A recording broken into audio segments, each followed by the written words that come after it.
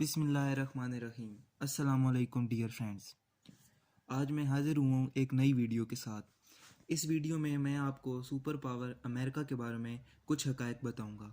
वो अमेरिका जो कि आज सुपर पावर और दुनिया की सबसे बड़ी डेमोक्रेसी और एक अच्छा मुल्क होने का दावा करता है और मुसलमानों को दहशतगर्द करार देता है। इस्लामोफोबिया का कंसेप्ट अमेरिका से ही अराइज़ होता है। तो आज हम जानेंगे अमेरिका की हिस्ट्री कि अमेरिका डिस्कवर कैसे हुआ। हम सब जानते हैं कि क्रिस्टोफर कोलंबस ने अमेरिका डिस्कवर किया, लेकिन क्या हम क्रिस्टोफर कोलंबस की हिस्ट्री के बारे में जानते हैं? नहीं। तो आज हम जानेंगे कि क्रिस्टोफर कोलंबस ने कैसे अमेरिका डिस्कवर किया और किस तरह से एक जुल्म की दास्तान रकम हुई जिसे आज तक काफ़ी मुसलमान आजकल नहीं जानते। इसलिए ज़रूरी है कि आपको ये इल्म हो। अगर कोई आपसे इस्लामोफोबिया का जिक्र करे तो आप उसको मुंह तोड़ जवाब दे सकें। तो सबसे पहले मैं आपको बताऊंगा अमेरिका की डिस्कवरी के बारे में। दरअसल पुर्तगाल उन दिनों में, ये 14वीं और 15वीं सदी की बात है, 15वीं सदी के मिड की बात है तकरीबन। पुर्तगाल अफ्रीका से तिजारत कर रहा था और साथ साथ वो इंडिया के साथ भी तिजारत करता था। दरमियान में मुख्तलिफ़ कंट्रीज़ आती थी क्योंकि अभी तक यूरोप से इंडिया तक का बहरी रास्ता मालूम न था।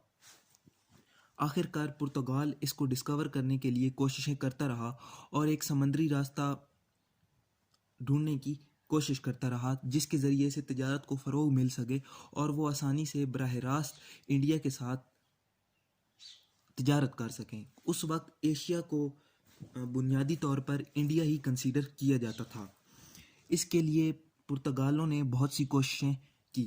अब साथ साथ उसी वक्त क्रिस्टोफर कोलंबस पैदा हुआ था इटली में और वो भी चाहता था कि वो भी एक नया लैंड डिस्कवर करके, लेकिन वो चाहता था कि वो इसको एक नए तरीके से डिस्कवर करे। उसको इस डिस्कवरी के लिए स्पॉन्सरशिप चाहिए थी, उसको पैसा चाहिए था, उसको पीछे से अपना एक्सपोर्ट चाहिए था। उसने मुख्तलिफ रियासतों के महाराजों से बात की जो कि उधर यूरोप में राज करती थी कि उसको उसके सफ़र के लिए उसको पैसे दिए जाएं, उसको सामान दिया जाए, उसको लोग दिए जाएं। और वो चाहता था कि वो अफ्रीका के रास्ते से नहीं, बल्कि वो चाहता था कि वो वेस्ट की तरफ, वहाँ से मगरिब की तरफ जाए और इंडिया का रास्ता ढूंढे।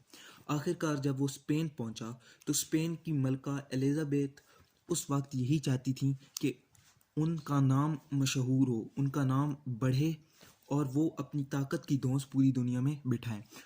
उस वक्त वो कत्लेआम के ज़रिए मुसलमानों और यहूदियों को स्पेन से निकालने में कामयाब हो गई थी। क्रिस्टोफर कोलंबस ने उनसे चंद मुतालबात किए। वो मुतालबात कुछ इस तरह थे। क्रिस्टोफर कोलंबस ने कहा कि उसको एक एडमिरल कहा जाए। वो इज़्ज़त का भूखा था और पैसे का भूखा भी था। उसने कहा कि उसको अपने रहने के लिए ज़मीन दी जाए और उसको स्पॉन्सर किया जाए। लिहाजा क्वीन एलिज़ाबेथ उसको स्पॉन्सर करने के लिए तैयार हो गई और आखिरकार उसको कुछ बहरी बेड़े दिए गए और उनके साथ उसको सफ़र पर रवाना होने के लिए स्पॉन्सर किया गया। वो अपने लोगों को साथ लेकर, जो कि उसको क्वीन एलिज़ाबेथ ने दिए थे, मगरिब की तरफ रवाना हो गया। उस वक्त तक अमेरिका अभी डिस्कवर नहीं हुआ था। अमेरिका के आसपास के तमाम जो जजीरे हैं जिनमें हवाई, बहामास आइलैंड्स, वो तमाम शामिल हैं, वो भी अभी डिस्कवर नहीं हुए थे। लेकिन क्रिस्टोफर कोलंबस कुछ हफ्तों के सफ़र के बाद अमेरिका पहुंचा। वहाँ पर उसको पहले से एक आबादी मिली। चौंका, उसने समझा था कि वो इंडिया की तरफ सफ़र कर रहा है। उसने उनको रेड इंडियंस का नाम दिया। वो दिखने में ताकतवर लोग थे और उनकी आबादी काफ़ी ज़्यादा थी। क्रिस्टोफर कोलंबस जल्दी ये भांप गया कि वो लोग बहुत अमन पसंद थे। उनको तलवार चलाना भी ना आती थी क्योंकि जब इसने उनको तलवार पेश की तो उन्होंने इसको धार वाले सिरे से पकड़ा जिसकी वजह से वो ख़ुद को ज़ख्मी कर बैठे। इसके अलावा वो लोहे के इस्तेमाल से भी नावाकिफ़ थे और वो बहुत ही अमन पसंद लोग थे। क्रिस्टोफर कोलंबस ने वहाँ पर उनके साथ कुछ चीज़ों की अदला बदली की। इसका मतलब वहाँ पर बार्टर सिस्टम था, यानी कि चीज़ों के बदले में चीज़ें। उन्होंने क्रिस्टोफर कोलंबस से कुछ मिनके वगैरह लिए अपने जानवरों के गलों में डालने के लिए और कुछ और मज़ीद इस तरह की चीज़ें ली और बदले में रंग बिरंगे परिंदे और मुख्तलिफ़ चीज़ें इनको पेश की।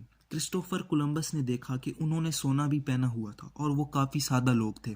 लिहाजा क्रिस्टोफर कोलंबस ने वहाँ से बड़ी अयारी के साथ कुछ गुलाम बनाए। उन गुलामों को लेकर क्रिस्टोफर कोलंबस चुपके से वहाँ से रवाना हो गया स्पेन की तरफ, ताकि वो मलका एलिजाबेथ को अपने इस कारनामे के बारे में बता चुके।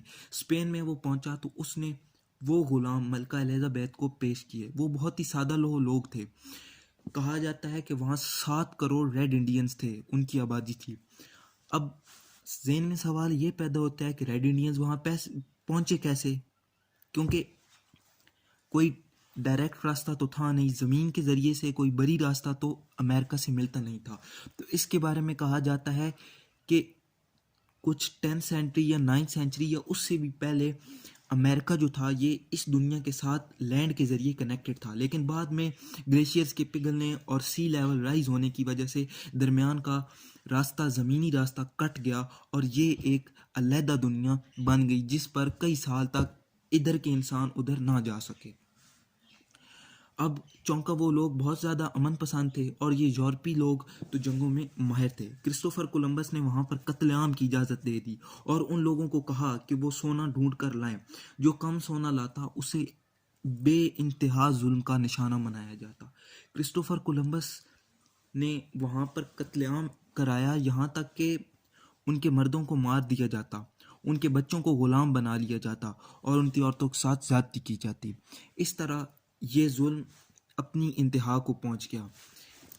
क्रिस्टोफर कोलंबस ने अमेरिका को डिस्कवर किया, फिर आहिस्ता आहिस्ता दूसरे ममालिक और दूसरी अक़वाम ने भी वहाँ का सफ़र किया, जिसकी वजह से आज वहाँ पर मुख्तलिफ ममालिक हैं, जिन अमेरिका और ब्राज़ील, बहुत सारे ममालिक शामिल हैं। ब्राज़ील में उस वक्त पुर्तगाली गए, लिहाजा ब्राज़ील जो है ये पुर्तगालियों ने आबाद किया और वहाँ पर कई सारे ममालिक वजूद में आए। लेकिन वहाँ की मकामी आबादी, जो कि मैंने पहले भी बयान कर चुका हूँ कि 7 करोड़ थी, उसका कत्लेआम किया गया। तो ये जुल्म की एक इंतहा है। आज अमेरिका जो खुद को डेमोक्रेसी कह रहा है, उसको पहले अपना पास्ट देखना चाहिए। जब वो इस्लामोफोबिया की बात करता है तो उसको अपना पास्ट देखना चाहिए कि अमेरिका किस तरह वजूद में आया और किस जुल्म की बुनियाद पर वो वजूद में आया। अब जो मॉडर्न अमेरिका है ये दरअसल पहले बरतानिया के ज़ेर था, बरतानिया के अंडर आता था। फिर 18th सेंचुरी में 1776 की बात है, अमेरिका ने अपनी खुद मुख्तारी का ऐलान कर दिया, खुद मुख्तारी का ऐलान किया और 1783 में इसको दुनिया ने तस्लीम कर लिया कि ये अब एक सेपरेट मुल्क है।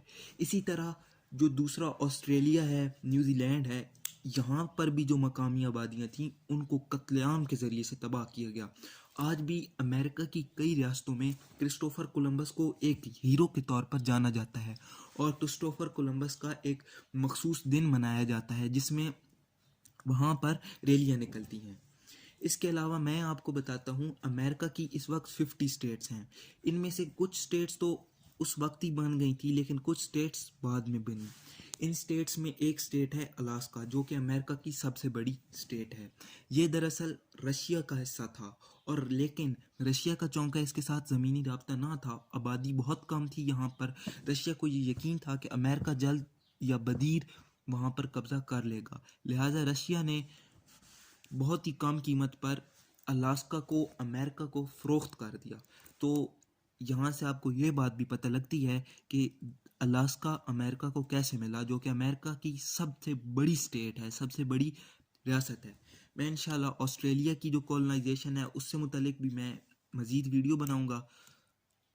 मैं चाहता हूँ कि आप इस वीडियो को लाइक और सब्सक्राइब चैनल को ज़रूर कर दें। Thank you.